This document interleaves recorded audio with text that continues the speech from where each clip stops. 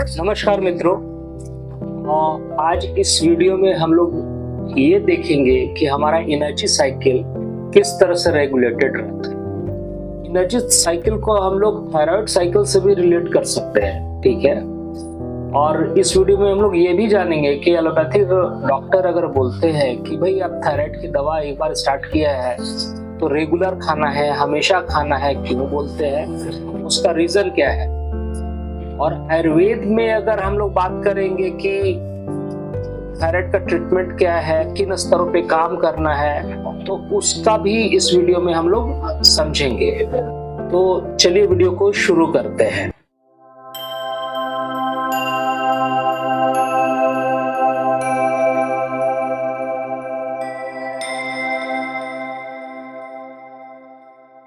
चलिए दोस्तों, हम लोग अब समझते हैं कि डॉक्टर्स जो बोलते हैं कि भाई आप थायराइड की अगर दवा ले रही हैं तो हमेशा लेना पड़ेगा, इसका क्या मतलब है। थायराइड की दवा जैसे मार्केट में जो चल रहा है, एल्ट्रोक्सिन चल रहा है, थायरोनॉर्म,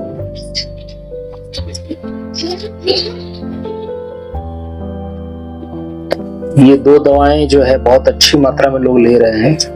इसका रेंज जो अवेलेबल है, ठीक है। पहला चीज है कि ये दवा किस तरह की है, तो ये दवाएं जो है हार्मोन है, हार्मोन है, ठीक है।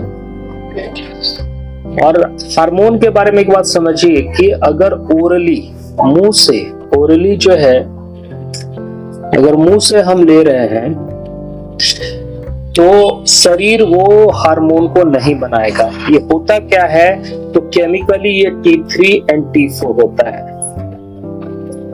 अब हम समझते हैं कि आखिर इस शरीर में किस तरह से रेगुलेट होता है। मान लीजिए कि हमारा शरीर है, ठीक है।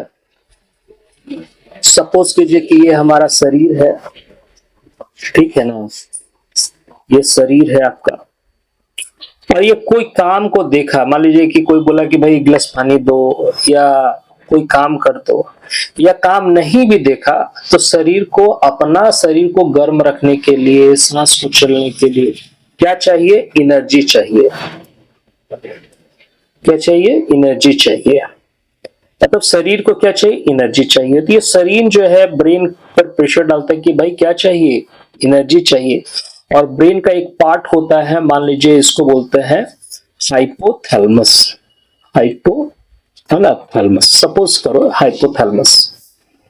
और ये हाइपोथैलेमस जो है फिर इसको बोलता है पिट्यूटरी को कि भाई एनर्जी चाहिए, एनर्जी प्रोडक्शन के लिए आप काम कीजिए।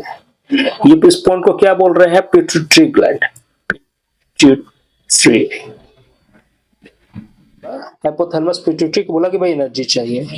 पिट्यूटरी ग्लैंड जो है क्या सीक्रेट करता है, तो TSH। इसका फुल फॉर्म होता है थायराइड स्टिमुलेटिंग हार्मोन।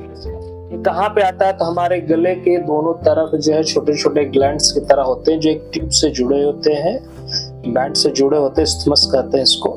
खैर ये थायराइड ग्लैंड है और यहाँ पे ये जाके स्टिमुलेट करता है, इसको थायराइड ग्लैंड को स्टिमुलेट करता है। और ये थायराइड ग्लैंड जो है दो प्रकार का T3 और T4 को छोड़ता है। और ये T3 T4 क्या करता है, हमारा बेसिक एनर्जी लेवल को मेंटेन करता है, बेसिक एनर्जी लेवल को मेंटेन करता है, जितना एनर्जी चाहिए उसको मेंटेन करता है। कैसे मेंटेन करता है, तो मेटाबॉलिज्म के थ्रू, ठीक है ना, मेटाबॉलिज्म के थ्रू मेंटेन करता है। यानी कि मेटाबॉलिज्म फास्ट हुआ, जितना एनर्जी चाहिए उतना मिल गया। जैसे ही ये मिल जाएगा फिर बोलेगा कि भाई हमको एनर्जी जितना चाहिए था हाइपोथैलेमस को कि मिल गया है, अब आप कम थोड़ा सा काम कीजिए। तो ये फिर पिट्यूटरी को बोलेगा, पिट्यूटरी TSH को कम निकालेगा, और ये कम निकालेगा तो T3 T4 फिर कम निकलेगा, और कम निकलेगा तो कम मेटाबॉलिज्म होगा, कम मेटाबॉलिज्म होगा तो कम एनर्जी होगा।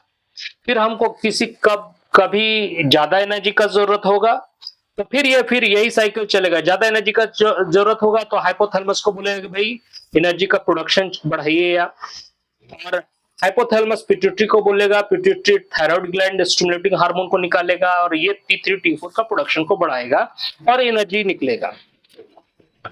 जैसे ही जो एनर्जी चाहिए, ठीक है, जैसे ही जो एनर्जी चाहिए, जैसे ही वो मिल जाएगा, ठीक है, तो एक खास रेंज में ये वेरी करता रहेगा 0.3 टू 5.5,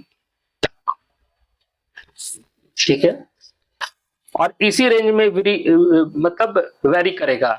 मान लीजिए कि हमको 100 किलो कैलोरी का जरूरत हुआ, ठीक है, और बना 550 किलो कैलोरी, तो हमेशा TSH का लेवल बढ़ा हुआ रहेगा, और बढ़ा हुआ रहेगा तो मान लीजिए कि बढ़ा हुआ का मतलब 5 से ज्यादा, ये 7 भी हो सकता है, 8 भी हो सकता है, 10 भी हो सकता है, 150 भी हो सकता है, बहुत सारी चीज हो सकता है। टेक्निकली हार्मोनल रिप्लेसमेंट थेरेपी जब तक 10 से ऊपर नहीं जाए TSH का लेवल, तब तक नहीं देना चाहिए। क्यों? क्योंकि उसके ऊपर अगर हम हार्मोनल रिप्लेसमेंट थेरेपी के थ्रू अगर T3, T4, एल्ट्रोक्सिन या थायरोक्सिन दे दिए तो जीवन में ये फिर दोबारा नहीं बनेगा। फिर ये क्या करेगा, इसी डोज पे जो डोज आपका रेकमेंड किए हैं डॉक्टर, उसी पे आपको निर्भर करना पड़ेगा। मान लीजिए और इससे कम रहता है तो मान लीजिए कि एज पे भी डिपेंड करता है कि पेशेंट कितना रिस्पॉन्ड कर सकता है। ठीक है, मान लीजिए कि पेशेंट को बोला गया कि भाई एक्सरसाइज करो, वो एक्सरसाइज करेगा ही नहीं, तब तो दवाई खाना पड़ेगा। और बोले कि भाई आप एक्सरसाइज कीजिए, तो एक्सरसाइज अगर करता है और शरीर का मेटाबॉलिज्म सुधर जाता है, अच्छी डाइट लेता है, अच्छी नींदें लेता है और मेटाबॉलिज्म सुधर जाता है, तो फिर वो नॉर्मल हो जाएगा। अब देखिए, चूंकि मैं आयुर्वेद का हूं, तब आयुर्वेद का इसमें अगर हमको वर्क करना पड़ेगा हाइपोथायराइडिज्म के लिए, तो कहाँ कहाँ काम करना पड़ेगा? मेटाबॉलिज्म पे काम करना होगा और ब्रेन में मतलब खासकर स्ट्रेस लेवल कैसा है उसका, मन कैसा है, शरीर कैसा है। मन के लिए ध्यान धारण समाधि का मतलब स्ट्रेस रिलीज हो, इसका काम करना होगा। दूसरा जो चीज है मेटाबॉलिज्म, उसका सुधारना होगा। मेटाबॉलिज्म सुधारने के लिए दीपन पाचन औषध देंगे, रक्त शोधक देंगे, शरीर को डिटॉक्स करेंगे, प्रॉपर एक्सरसाइज करवाएंगे। ब्रेन के लिए फिर ध्यान में योगा प्राणायाम का कॉन्सेप्ट आएगा। तो पेशेंट क्या करता है कि योगा प्राणायाम मेटाबॉलिज्म इतने चक्कर में नहीं पड़कर वो सोचता है कि सिर्फ एल्ट्रोक्सिन या थायरोक्सिन खा लेंगे तो मेरा नॉर्मल हो जाएगा। लेकिन ये बात समझिए, ये कोई इन्फेक्शियस डिजीज नहीं है। अगर आदत नहीं सुधरेगा तो ये 12.5 mcg से स्टार्ट होकर 150-150 mcg तक भी चलता है। ठीक है, तो सुधारना आपको आदत ही है।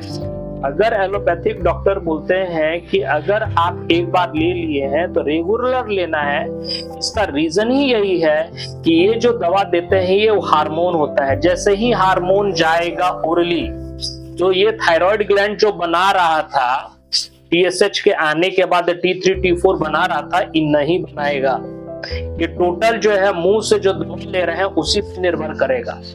और जैसे ही मान लीजिए कि आपको डॉक्टर ने बोला कि 50 mcg लेना है और गया शरीर में मेटाबॉलिज्म जितना होना चाहिए था, अगर हो गया, जितना एनर्जी चाहिए था बन गया, तो ये थायराइड जैसे ही नॉर्मल लेवल में आ गया, मतलब आपका मान लीजिए 10 था और ये नॉर्मल लेवल में आ गया, तो डॉक्टर बोलेंगे कि हम जो आपको 50 mcg का दवा दे रहे हैं प्रतिदिन खाली पेट लेने के लिए, वो रेगुलर लेना है। यही मतलब हुआ।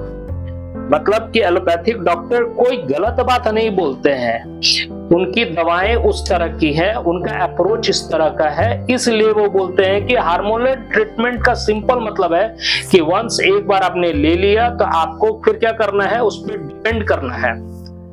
और आयुर्वेद पे अगर हम बात करेंगे, होम्योपैथ का तो कोई जानकारी नहीं है हमको, लेकिन आयुर्वेद का अगर हम बात करेंगे तो 2 चीजों पे काम करना पड़ेगा। एक तो है आपका ब्रेन का मतलब हो गया कि मन का जो कार्य है, मन का जो कार्य है क्या, तो चिंता, विचार, ऊह, ध्येय, संकल्प, इतने चीजों पे। और शरीर में जो काम करना होगा वो उसका चय अपचय यानी कि मेटाबॉलिज्म पे काम करना है। चय अपचय, उपचय, चय उपचय पे काम करना होगा। ये कितने चीजों पे डिपेंड करता है, तो लीवर का कंडीशन कैसा है, इंटेस्टाइन का कंडीशन कैसा है, इंजाइमेटिक एक्टिविटी कैसी है ना। तो लीवर के लिए यकृत उत्तेजक दे, इंटेस्टिनल के लिए इंटेस्टिनल अगर इन्फेक्शन है उसके लिए देंगे, इंजाइम के लिए मल्टीविटामिन दे सकते हैं। आयुर्वेद में दीपन पाचन का औषध का प्रयोग करेंगे। आजकल जो चला हुआ है कि धनिया का पानी, तो त्रिफला का पानी, ये सब आधा अधूरा ट्रीटमेंट है। ट्रीटमेंट का मतलब होता है कंप्लीट मैनेजमेंट, और वो पेशेंट का परीक्षण के बाद ही मिलता है। नहीं इतना तो हम लोग समझ गए कि भाई थायराइड का साइकिल किस किन चीजों पे डिपेंड करता है। हमारा थायराइड हार्मोन जो है स्ट्रेस लेवल पे, हमारे खान पान पे, हमारे रहन सहन पे, हम कितना बजे सोकर उठते हैं, सोने के बाद क्या करते हैं, उस पर भी निर्भर करता है। ठीक है। और सबसे इम्पोर्टेंट जो चीज है आपको ये समझना होगा कि अब खाना का उपयोगिता क्या है, खाना किस लिए चाहिए। खाना इसलिए चाहिए कि हमको एनर्जी मिले, और एनर्जी कैसे मिलेगा, तो मेटाबॉलिज्म के थ्रू।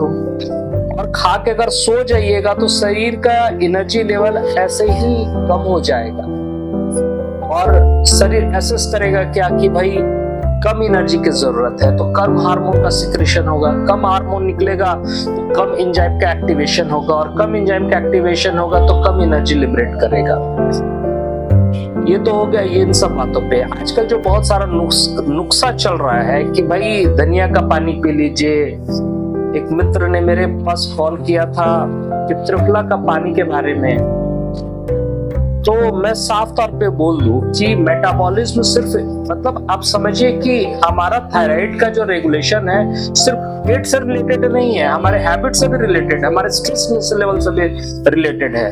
अगर इस पर ट्रीटमेंट पर बात करना होगा तो हम लोगों को कंप्लीट व्यवस्था करनी होगी। ये नहीं है कि धनिया का पानी फुला दिए सुबह में पी लीजिएगा तो आपका थायराइड नॉर्मल हो जाएगा। धनिया का पानी से सिर्फ पेट का इन्फेक्शन हटता है।